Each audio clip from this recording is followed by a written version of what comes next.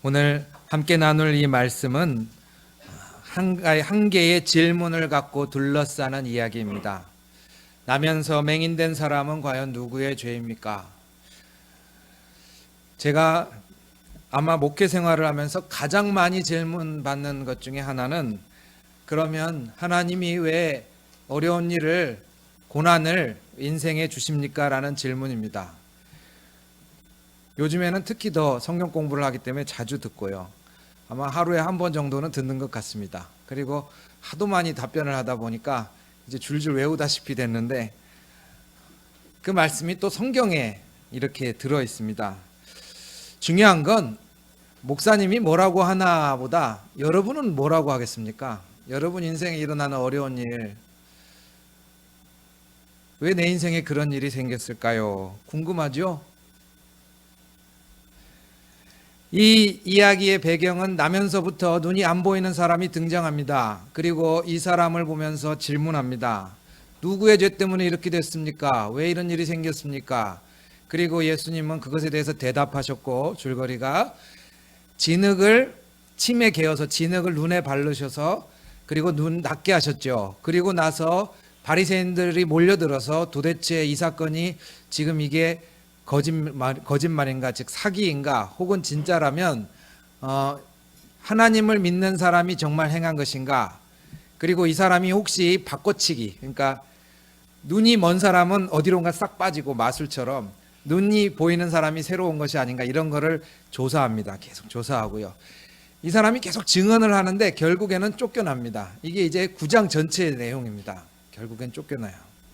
근데 왜 9장에 갑자기 이 내용이 있냐면, 예수님께서 자기가 빛이라는 말씀, 그거를 하시기 위함입니다.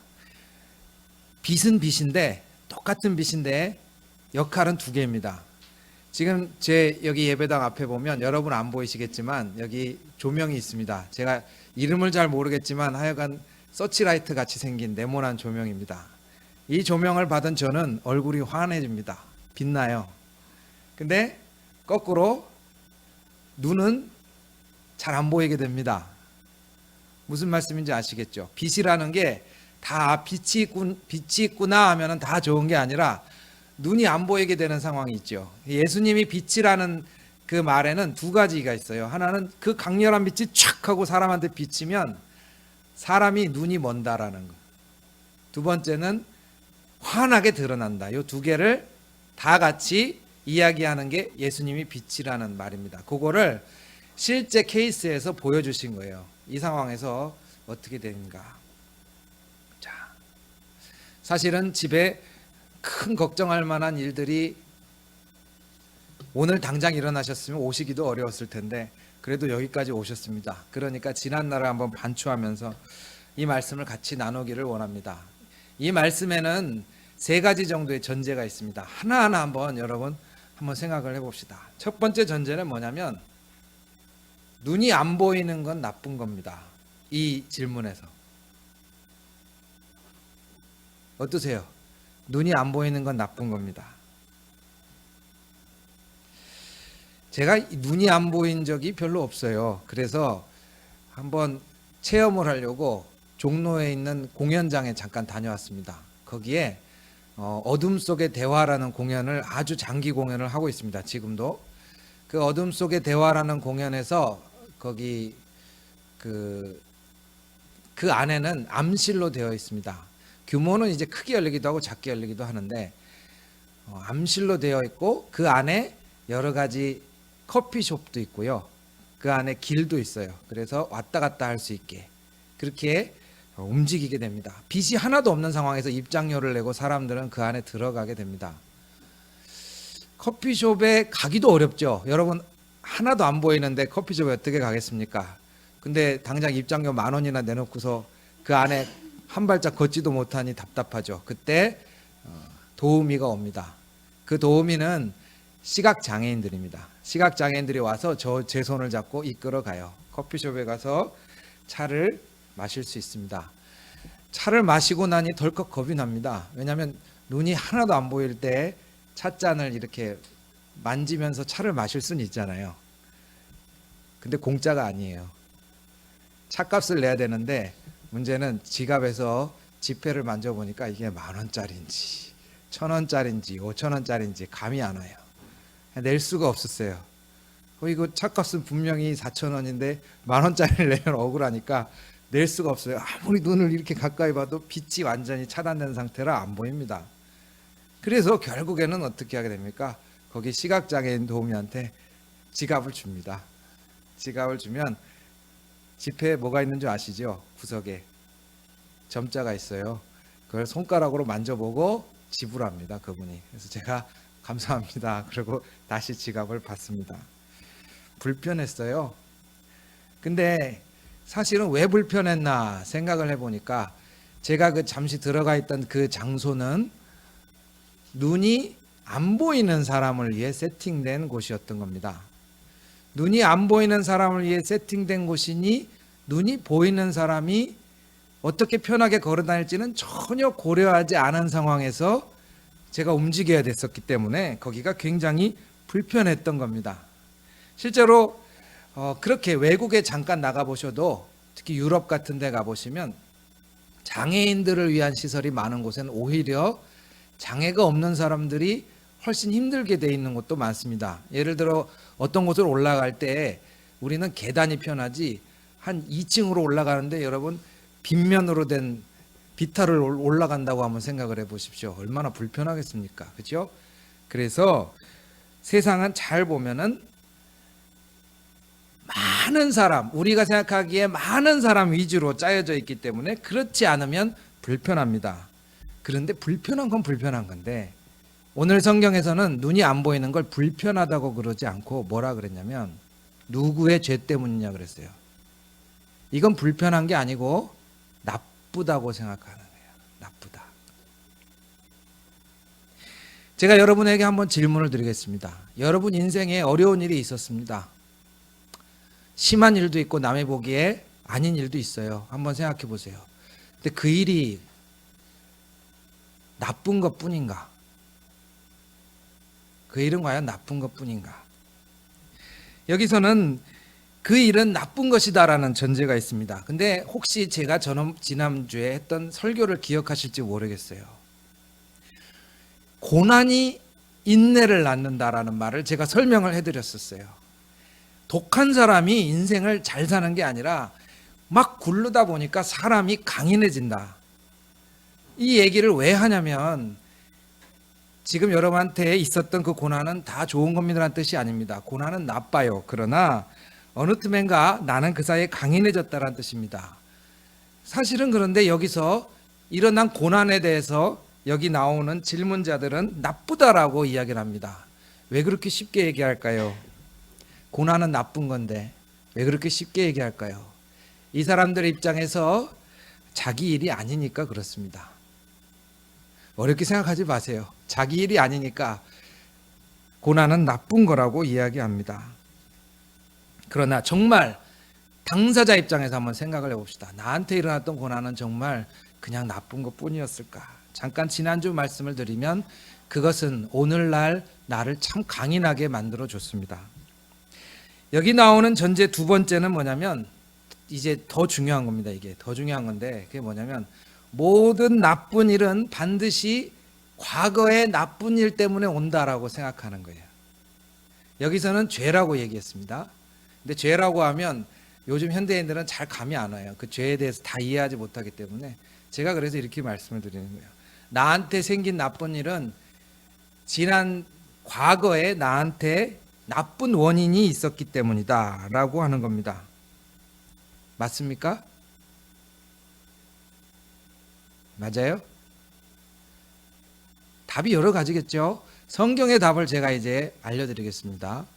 성경에는 인과론도 나오지만 욥기의 중심 주제입니다. 이게 욥기. 욥은 아주 착한 사람입니다. 자기만 착한 정도가 아니라 아침 저녁으로 자녀들의 죄까지도 회개할 정도로 착한 사람입니다. 일부러 설정을 그렇게 한 거예요. 욥이 극본이기 때문에 욥은 완벽할 정도로 착한 사람으로 설정을 했어요. 그런데 욥기의 핵심 주제는 뭐냐면 이렇게 착하고 하나님을 잘 믿는 사람이 왜 집안에 자녀들이 다 죽고 재산이 없어지고 어려운 일을 당했는가 말이죠. 그리고 질문하는 거예요. 제가 여러분한테 질문하듯이 여러분 지나간 일을 생각하면서 왜 그런 일이 생겼죠? 성경의 욥기는 그거를 대답하는데 친구들이 먼저 대답을 해줍니다. 세 친구들이 나와요. 세 친구들이 나와서 돌아가면서 이야기를 하는 게, 첫째는 분명히 이렇게 된 거는 옛날에 잘못한 거예요. 집안에 이런 일이 생긴 건 당신이 죄가 많아 그렇습니다. 그러니 회개하십시오. 이게 첫 번째. 욥이 말합니다. 나 아무리 생각해도 죄 안 지었다. 아무리 생각해도 죄 안 지었다. 요즘 교회에서 그런 분은 안 계신 것 같아요. 저한테 와서 저 아무리 생각해도 죄가 없는데 왜 자꾸 예배 시간에 그 죄를 회개하라고 그런지 모르겠다. 욥이 얘기하는 거예요. 욥이 성경에 나 죄가 없는데 왜 그런지 모르겠다. 그랬더니 또 친구가 나와서 이 얘기를 하는 거예요. 그래, 본인은 죄가 없다고 하니까 아무리 잘 생각해 보라 그래도 없다고 하니까 이제 뻗어 나갑니다. 뭘로 뻗어 나가냐면 자녀 중에 죄가 있는 거야. 자녀 중에 죄가 있으니 자녀들이 싹 다 그렇게 죽고 집이 망한 거예요. 잘 생각해 보세요. 자녀들이 죄 짓는 거 아버지가 다 압니까? 모르죠. 이렇게 친구가 얘기하는 거예요. 세 번째 친구가 나옵니다. 세 번째 친구가 나오는데 여기 또 뭐라고 얘기하냐면 요 자녀도 아니라고 하도 하니까 그러면 당신 태어나기도 전에 욥의 부모님이 죄를 지은 것 때문에 그래요. 집안이. 그러니까 이게 우리나라랑 비슷해요. 3대를 가지고 이제 얘기를 하는 거예요. 아니다. 나는 부모님도 그런 죄 지을 사람이 아니다라고 욥이 계속 얘기를 합니다. 하나님이 등장합니다. 그 전에 제가 하나 재밌는 말씀을 하나 드리겠습니다. 세 친구가 나와서 이렇게 얘기를 하는데 이 세 친구가 처음에 뭐라고 얘기했냐면, 왜 왔냐면 욥기에 이 세 친구는 욥이 당한 참혹한 일을 위로하러 왔다고 얘기합니다. 그러니까 사람들은 위로하러 왔는데 자기가 당한 게 아니다 보니까 궁금해서 계속 물어보는 거예요. 근데 죄 때문이야. 자녀이제 부모이제 계속 파고드는 거죠. 욥이 위로받았을까요? 싸움이 납니다. 이게 욥기에 쫙 흐르는 얘기예요. 하나님이 거기에 짠 나타나서 그만! 하고 얘기합니다. 그리고는 친구들을 나무래요. 그러지 마라. 하나님이 말씀하시는 건 신기하게도 이 세상에 일어나는 일은 너희 인간들이 요거는 뭐 때문에 그렇다, 요거는 죄가 많아서 그렇다 아무리 얘기를 하는데 인간들이 아무리 생각해봐도 알 수 없다. 왜 그 말씀을 하시냐면 사실은 의미가 별로 없다는 거예요. 의미가 없어요. 왜 그런 일이 생겼을까? 우리 집에 왜 그런 일이 생겼을까? 왜 내 자녀에게 그런 일이 생겼을까? 계속 물어보는 거, 그거에 대해서 사실은 하나님은 의미가 없다라고 욥기에서 이야기합니다. 인과관계를 엮는 것을 안 하도록 이끌어 가십니다. 그럼에도 불구하고 또 물어보잖아요. 요한복음, 욥기는 구약이고 여기 다시 넘어와서 신약 성경 와서 또 물어봐요. 여기 있는 분들 중에도 또 물어보실 분 계실 겁니다. 도대체 왜 이렇게 된 겁니까? 계속 설명을 듣고 싶잖아요. 예수님의 대답은 3절에 나옵니다. 우리 3절 말씀을 한번 같이 읽어보시죠. 같이 9장 3절을 읽겠습니다. 예수께서 대답하시되 이 사람이나 그 부모의 죄로 인한 것이 아니라 그에게서 하나님이 하시는 일을 나타내고자 하심이라. 아멘. 이거를 그냥 읽으면은 어떻게 들리냐면 하나님이 하신 거야 라고 들려요. 저 사람이 왜 눈이 안 보여요? 하나님이 하시는 거야. 하나님 뜻이야. 그렇게 들려요. 그러나 여기에 문법적인 미묘한 것들이 좀 있습니다. 제가 그래서 그 부분을 좀 설명을 해드려야 돼요. 이게 뭐냐면 이거는 미래에 관한 이야기를 하고 있어요. 시제상으로 미래. 한국어 성경에는 이게 어감이 잘 드러나지 않기 때문에 이 사람이 지금까지 겪은 일, 그 집안에 생긴 그 일은 하나님 뜻이야 이러고 말해요. 근데 큰일 납니다. 그러면 성경은 그렇게 얘기하고 있지 않아요. 혹 여러분이 어려움 당한 사람한테 위로한다고 당신 집에 있는 건 다 하나님 뜻이에요 이러면 큰일 납니다. 예수님 그렇게 말하지 않았어요. 이 성경은 원래 시제로 뭐냐면 미래예요. 미래. 장차 앞으로 결과적으로 미래에, 그리고 또 하나가 더 있어요. 이 성경에 감춰진 뜻이 뭐가 있냐면 하나님이 기필코라는 게 감춰져 있어요. 미래의 하나님이 기필코. 한마디로 이것을 제가 우리말에는 없는 표현이지만 우리말에 되도록 가깝게 만들어서 여러분한테 말씀드리면 이겁니다. 앞으로 저 사람이 왜 이제까지 저런 일이 왜 생겼습니까? 예수님의 대답은 앞으로 결과적으로는 하나님께서 이 사람을 통하여 일하셨다는 것을 알게 될 것입니다. 이렇게 말씀하신 거예요. 우리는 불행에 대해서 그 과거의 설명을 계속 듣고 싶어요. 그런데 욥기도 그렇지만 성경은 계속 그것이 무의미하다. 왜 무의미하냐? 우리를 사랑하시는 하나님의 눈에는 그게 무의미한 거예요. 사랑하지 않는 사람들의 눈에는 그 집에 무슨 일이 일어난 게 그게 궁금하죠. 왜 그랬을까? 무슨 일이 일어났을까? 궁금해요. 이렇다 저렇다 뭐 이야기를 막 만들기도 하고 엮어가기도 하고 많아요.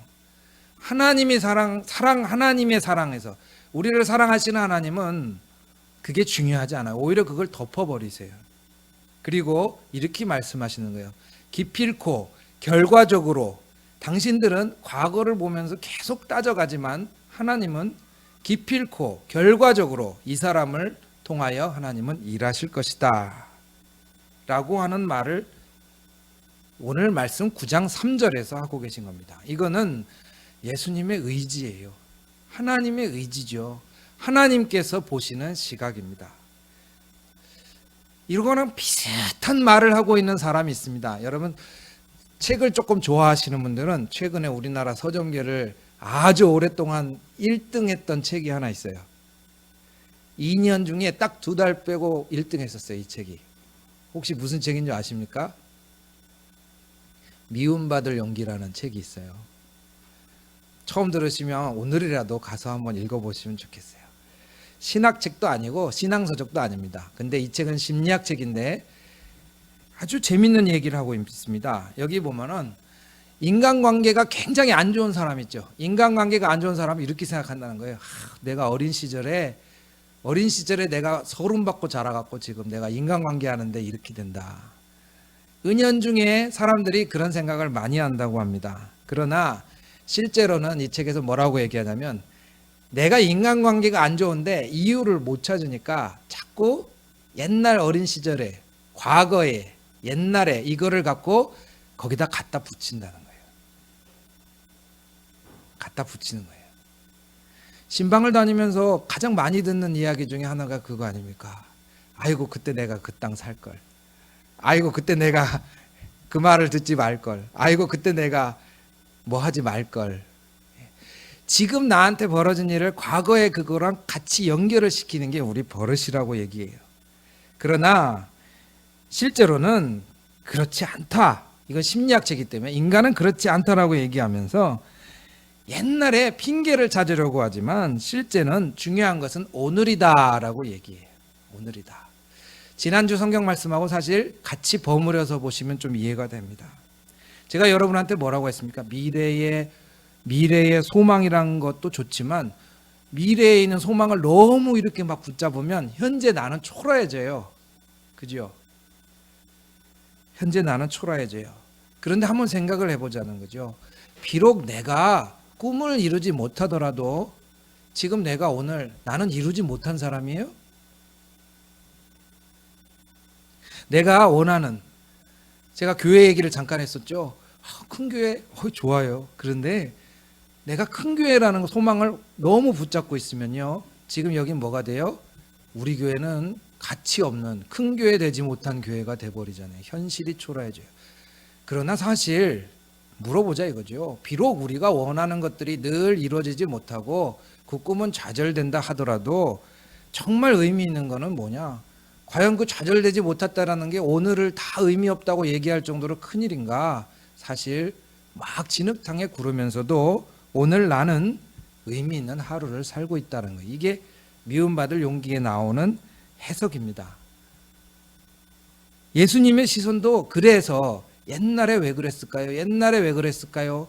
당신 죄인이 맞잖아라고 하는 그 시스템에서 예수님은 그걸 탁 닫아버리고 사랑하는 하나님께서는 나를 그 맹인을 하나님께서 쓰는 사람으로 만들어 주시고 우리를 믿어주는 쪽으로 강조해서 이끌어 가십니다.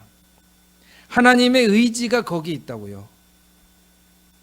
여러분, 이것은 많은 사람의 해석이나 혹은 그걸로 인해서 죄의 메커니즘 때문에 힘들어하는 사람에게 성경이 말해주는 것입니다. 하나님이 믿고 있다고요. 당신을 하나님이 쓰고 있다고요. 우리가 은혜를 받는 게 뭡니까? 사실은 우리는 하나님을 열심히 믿으면서 은혜 받습니까? 아니요.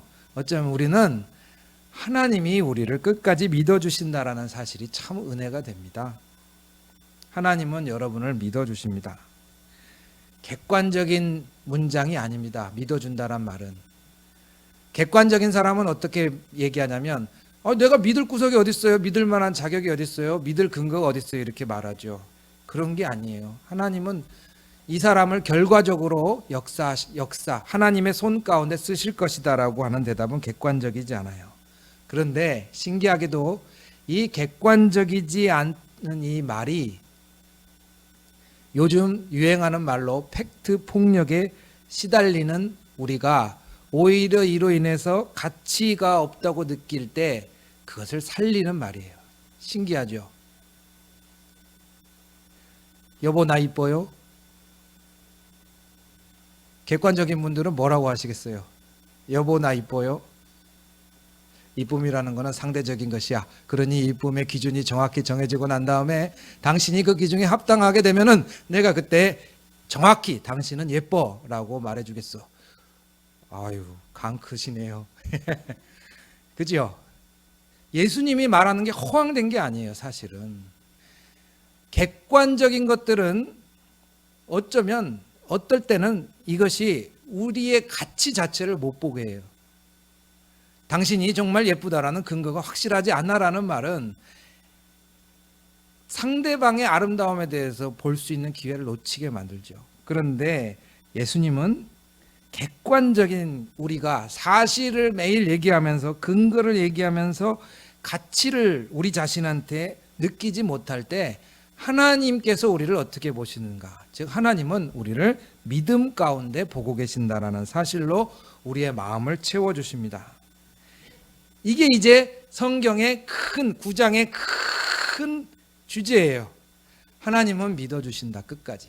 그럼 이 반대말이 뭐가 있겠어요? 사람은 못 믿어요. 이게 이제 여러분이 제가 읽은 부분 말고 뒤에 전체 40 몇 장이나 되는 이 긴 부분에 나오는 거예요. 사람은 못 믿어요. 사람이 어떻게 못 믿습니까? 이 오늘 얘기에 나오는 전제가 하나 세 번째 뭐냐면 사람은 변하지 않아. 사람은 죄인이고 사람은 변하지 않아라는 전제가 여기 들어있어요. 잘 보십시다.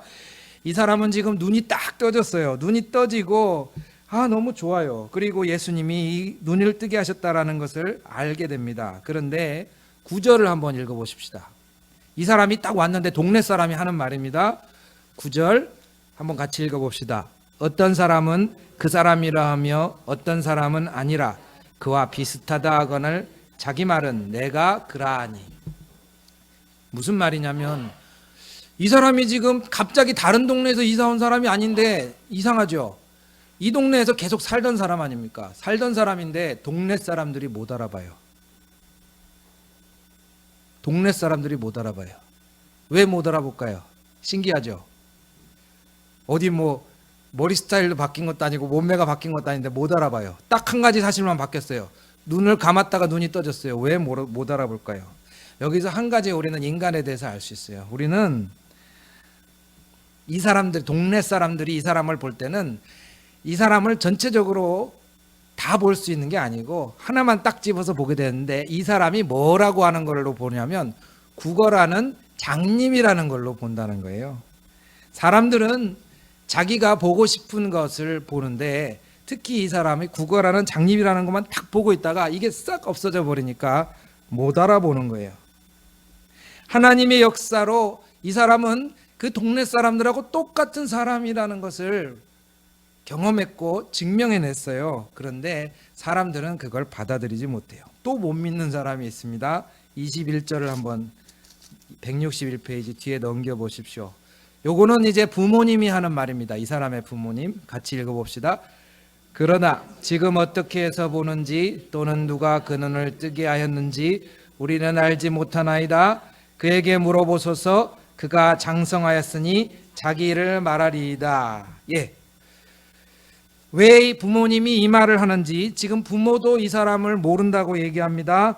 이유가 22절에 나옵니다. 성경 보고 계시니까 22절에 부모가 얘기하는 이유가 있습니다. 몰라서 그런 게 아니었습니다. 실제로 22절을 보면 누구든지 예수를 그리스도로 시인하는 자는 쫓겨납니다. 이게 무서운 거예요. 출교라는 말은 오늘날처럼 교회 나오지 마세요 이런 뜻이 아니고 우리 동네에서 떠나세요라는 뜻입니다. 거의. 그게 무서우니까 부모가 이 자녀가 지금 이제 성인이에요. 성인이니까 우리 얘기 듣지 마시고 자녀가 직접 얘기하게 그 사람한테 물어보세요. 참 부모가 이야기합니다. 왜 그럴까요? 못 봐서 그렇습니다. 보지 않으려고 하죠. 첫 번째는 저 사람은 맹인이야, 거지야 라고 했는데 그게 사라져 버리니까 자기들하고 똑같은 사람이 됐다는 걸 인정 못하고요. 두 번째는 부모는 내가 이 사람을 인정하면 내 입지가 흔들리니까 인정하지 못합니다. 세 번째 또 있습니다. 바리새인들이에요. 34절을 한번 보십시오. 같이 읽어보겠습니다. 그들이 대답하여 이르되 내가 온전히 죄 가운데서 나서 우리를 가르치느냐 하고 이에 쫓아내어 보내니라. 예. 자, 처음에 맨 9장 시작할 때 뭐라고 그랬었냐면 제자들이 물론 물어본 거긴 하지만 저 사람이 눈이 안 보이는 건 죄 때문에 아닙니까? 이렇게 물어본 거예요. 사실은 기억하시죠? 눈이 안 보이는 건 죄 때문이에요. 근데 눈이 떠졌어요. 그러면 죄가 없어졌다라는 게 논리적으로 이제 여러분 생각해야 되지 않습니까? 근데 이 사람 지금 눈 떠졌는데 뭐라고 얘기합니까? 34절에 지금 네가 죄 가운데 있는 사람이 우리를 가르치냐? 야, 이 죄인아! 저런 죄인이 지금 교회 종교 지도자죠. 뭐 교회라고 하셔도 되는데 어쨌든 지금 이렇게 말씀을 가르치고 사람들 앞에서 설교하고 이런 사람을 지금 가르치고 있어. 이 죄인아! 라고 하면서 쫓아보내는 아이러니하죠. 이 세 번째 뭘 못 봐요? 이 사람의 죄가 없어졌다라는 사실을 못 봐요. 사람은 사람을 믿지 못합니다. 예수님은 사실은 우리에게 그것을 알려주시고자 했던 거예요. 우리는 눈에 보는 것은 그냥 이렇게 눈을 뜨면 다 보인다고 생각해요. 여러분이 보시는 제 얼굴, 여러분이 보시는 이 보름달 같은 얼굴, 어떤 사람의 눈에는 반쪽이 됐네라고 보일 수 있어요. 진심입니다. 오늘 설교의 주제예요. 반쪽이 됐네. 어떤 사람은 저를 보고 참 동안이다. 어떤 사람은 고생 많이 했네 할 수 있어요. 근데 이게 그냥 의학적인 사실 정도가 아니고 실제로 사람들은 그냥 보면 다 보이는 줄 알지만 보고자 하는 것만 보고 그 보고자 하는 것이 객관적인 줄 알고 때로는 그 객관적인 게 사람을 얽어매서 자유롭지 못하게 해요. 저 사람은 눈이 안 보이는 사람 그러면 아무리 세상이 쪼개져도 저 사람은 눈이 안 보이는 사람, 심지어 자기도 그렇게 본다는 거예요. 나는 눈이 안 보이는 사람, 그럼 아무리 생각을 해도 평생 무슨 일이 있어도 나는 그런 사람. 죄라는 메커니즘이 그렇게 작용을 했어요. 당신은 죄인 그러면 매주 오면 죄인이에요. 난 죄인. 근데 그건 예배 시작할 때 죄인이라고 하는데 죄인이라는 고백은 자기가 하는 거고요. 여기 이 바리새인들은 남을 죄인 만드는 거예요. 계속 죄인. 당신은 죄인. 오늘도 회개 안 하십니까? 또 죄인. 그건 자기가 하는 말이에요. 자기가 자기를 보면서 벌레만도 못한 사람, 내가 하나님 앞에 서니 참 나는 죄인이라는 거는 가치가 있지만 예수님은 사람들을 자꾸 죄인으로 만드는 것에 대해서 굉장히 많이 싸우셨어요. 예수님이 유일하게 정죄하셨던 것 중에 하나가 왜 멀쩡한 사람을 죄인 만드냐고 하는 바리새인들의 말이었거든요. 예수님은 지금 사람들의 시선 중에 갇혀 있었던 이 맹인을 이제 끌어내셔서 자기 발로 서게 하십니다. 바로 그 말씀이 유명한 문장으로 여기 있습니다. 9절 아까 여러분이 읽어보셨죠. 9장 9절의 마지막에 내가 그라 라는 말이 있죠. 예수님의 복음의 특징입니다. 제가 예수님을 참 좋아하고 하나님으로 우리 하나님의 아들로 고백하는 이유, 예수님은 이 복음을 만나는 사람은 다른 이들과 혹은 그것이 때로는 통념적인 것이든 철학적인 것이든 사회적인 것이든 혹은 우리 부모님이 나를 보는 시각이든 이 교인들이 나를 보는 시각이든 그 모든 것을 탁 예수님이 젖혀놔 버리시고 내가 그다, 나는 나야 라고 하는 고백을 이끌어내신다는 거예요. 요한복음 계속 그 얘기를 하고 있어요. 사마리아 여인 요한복음 4장에 뭔 얘기하고 계십니까? 사람들이 나를 어떻게 볼까 막 하는 여자한테 네 속에서 생명수가 솟아나고 있어요. 병자가 오면 난 죄가 많아서 이렇게 됐나 봐요. 그러면 예수님이 뭐라 그래요? 네 믿음이 너를 구원했어요. 이 말은 무슨 뜻인지 아세요? 당신의 신앙은 당신을 구원할 정도로 되는 거예요. 이게 예수님의 시각이었어요. 눈에 보이는 것 때문에 막 갇혀있고 때로는 과거에 갇혀있어서 움직이지 못하는 사람에게 예수님은 그 사람이 자기 발로 서서 내가 바로 그 사람이에요. 나는 그 사람입니다. 나는 누구한테 설명되어지는 존재가 아니고 나는 내가 서 있는 사람입니다. 사람들의 시선 가운데 허우적대는 사람 혹은 고난으로 인한 해석 때문에 자기가 갇혀있는 사람한테 아니다. 지금 너는 너다 라고 우리의 눈에 묶여져 있던 것을 예수님은 풀어주십니다. 여러분들도 마찬가지입니다. 예수님을 믿을수록 살아나는 것은 바로 온갖 우리를 얽어매고 있던 것들로부터 이제 당당히 서서 그 고난은 비록 나쁜 것이긴 하지만 담대하게 매일매일 부딪혀가는 모습일 것입니다. 오늘도 험난한 삶 가운데 우리는 서 있습니다. 그러나 어제보다 더 여러분은 하나님의 믿음 가운데 있음을 확신하면서 나갈 수 있기를 축원합니다. 여러분의 발목은 이전 발목이 아닙니다. 같이 기도하겠습니다.